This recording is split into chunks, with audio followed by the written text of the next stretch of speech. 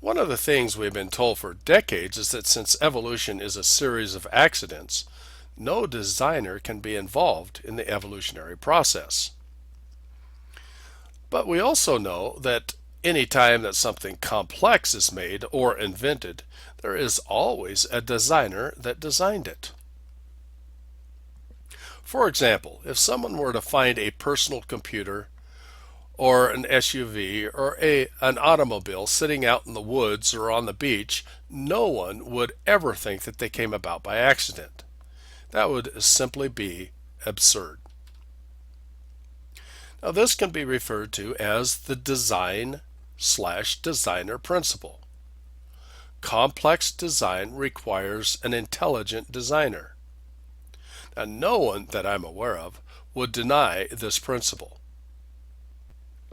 Now, the simplest forms of life are many trillions of times more complex than the most complex man-made machine. That would be like the space shuttle. It's probably the most complex machine ever made. For example, one living cell can have more information in it than dozens and dozens of books that are 500 pages long. Even one page of a book with 300 words from a novel would never be typed out accidentally, let's say by a monkey or a typical 2-year-old, in billions of years. It could never happen. But evolution requires that the equivalent of dozens of 500-page books could. The complexity of life has become more unfathomable as each discovery of life has been made over the last few decades. A single cell used to be called the simple cell. Now, no educated person would ever call it simple today.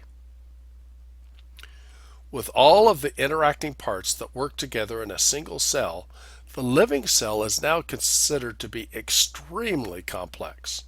So much so that scientists are still attempting to discover how life works. In fact, scientists are discovering that a single cell has its own little factory with interacting parts and communication that rival a very complex manufacturing plant today. The human eye is still much more complicated than man can comprehend and duplicate. There are larger models have been made that duplicate some of the functions of the eye, but nothing can come close to the eye itself.